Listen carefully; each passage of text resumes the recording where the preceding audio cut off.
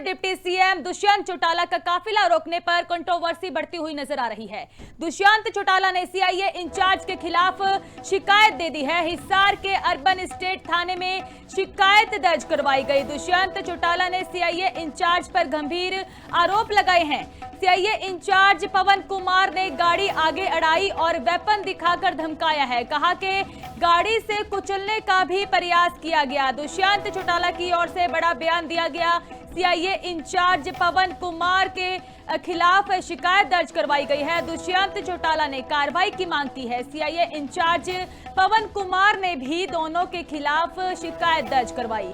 बता दें कि पूर्व डिप्टी सीएम दुष्यंत चौटाला और जेजेपी युवा अध्यक्ष दिग्विजय चौटाला के खिलाफ शिकायत दर्ज करवाई गई है। सीआईए इंचार्ज पवन कुमार की ओर से दुष्यंत और दिग्विजय चौटाला के खिलाफ शिकायत दी गई है और इसी के साथ ही अन्य कारण भी बताए गए हैं। दुष्यंत चौटाला ने सीआईए इंचार्ज पर गंभीर आरोप लगाए। उधर सीआईए इंचार्ज की ओर से भी दोनों भाइयों के खिलाफ शिकायत दर्ज करवाई गई और यह कहा है कि दुष्यंत चौटाला के ड्राइवर की ओर से गाड़ी जो कि अड़ाने की कोशिश की गई थी, कुछ ऐसा बयान उनकी ओर से दिया गया। पूर्व डिप्टी सीएम का काफिला रोकने पर यह कंट्रोवर्सी बढ़ती हुई नजर आ रही है। बता दें कि बीते कल हिसार की यूनिवर्सिटी में जो हंगामा हुआ था, उसके बाद दुष्यंत चौटाला एसपी ऑफिस जा रहे थे और इस दौरान यह बवाल होता हुआ नजर आया।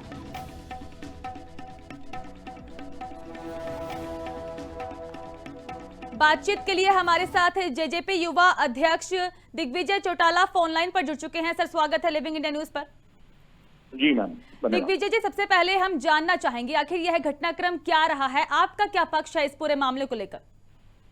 हमारा वही पक्ष है जो टेलीविजन पर सीसीटीवी फुटेज के माध्यम से दिखाया जा रहा है। इसके अलावा हमारा कोई पक्ष नहीं है। हमारा यही पक्ष है कि हम जब अपनी गिरफ्तारी देने गए थे, जो सिटी पुलिस स्टेशन है, वहां पर ब्लॉकेड लगा करके तकरीबन 150 से 200 पुलिस वाले खड़े थे और हमने जब ये कहा कि हमें गिरफ्तार कर लीजिए, हमारे कुछ साथियों को रात को आपने उठाया है, तो वहां पर जो डीएसपी मौजूद था उसने हमें गिरफ्तार करने से मना कर दिया।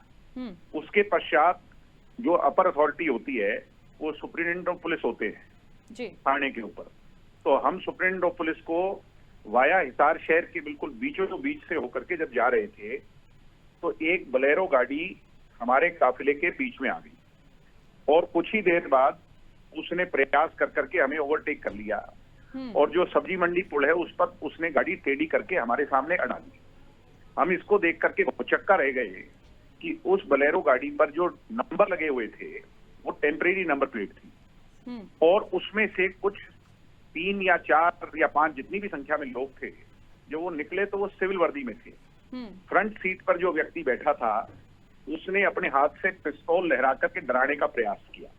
इसको देख करके दुष्यंत चौटाला जी, क्योंकि Y+ कैटेगरी सिक्योरिटी के कवर में आते हैं, उनके कमांडोज भी उतर करके गए और दुष्यंत जी ने सेल्फ डिफेंस में खुद भी जाकर उस व्यक्ति को पकड़ने का प्रयास किया। हमें नहीं पता कि वो व्यक्ति पुलिस का है या व्यक्ति सिविलियन है या कोई गुंडा है, बदमाश है, क्रिमिनल है, क्या है। मगर जैसे ही हमने उसे पकड़ने की कोशिश की, उस क्रिमिनल को, क्योंकि प्राइमा फेसी वो क्रिमिनल है और इलीगल गाड़ी में ट्रेवल कर रहा है, तो वो वहां से भाग गया। ये मैटर है। लेकिन आपको जानकारी मिली होगी कि सीआईए इंचार्ज पवन कुमार का जो नाम सामने आया है, उनकी ओर से शिकायत दर्ज करवाई गई है।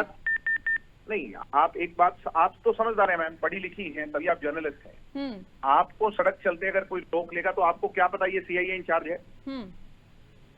क्या आप उसको पहचानते हैं? क्या उसने आईडी कार्ड लटकाया हुआ है? क्या उसने वर्दी पहनी हुई है?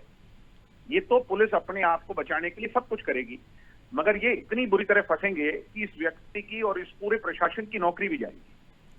क्योंकि भारतीय जनता पार्टी की ओर से भी एक पोस्ट शेयर की जाती है, उनकी ओर से भी यह बयान दिया गया कि दिग्विजय चौटाला, जो कि चाहे हम बीते कल की बात करें, यूनिवर्सिटी में जो हंगामा हुआ है कि अपने गुंडों से लड़वाते हैं, तोड़फोड़ करवाते हैं और सस्ती जो टीआरपी लेने के लिए अपने भाई से आगे निकलना चाहते हैं, यह बयान उनकी ओर से दिया गया है। कैसे देखते हैं इस बयान को? रिक्वेस्ट कर रहा हूँ आपसे, आप बात सुनिए। मैं उनके थाने में गिरफ्तार होने गया था।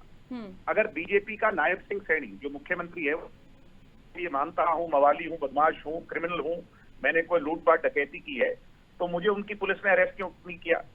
मैं पूरा दिन हिसार शहर के अंदर घूमता रहा, मैं उसके एसपी नायब सिंह सैनी के एसपी जैन साहब के सामने सोफे पर बैठा रहा 1 घंटे तक ये कह करके कि मुझे अरेस्ट कर लीजिए, मेरे साथियों को आपने अरेस्ट कर लिया है, तो मुझे अरेस्ट क्यों नहीं किया? यानी दोहरा मापदंड, कहते कुछ है, असलियत कुछ है। मुझे एसपी ने कल खुद ये कहा कि हम आपको अरेस्ट नहीं करेंगे, और उसी सरकार के जो माउथ पीस है बीजेपी का सोशल मीडिया हैंडल मुझे गुंडा बता रहा है। अगर गुंडा हूं तो मुझे अरेस्ट क्यों नहीं कर रहे? गुंडों को सड़कों पर क्यों घूमने देने?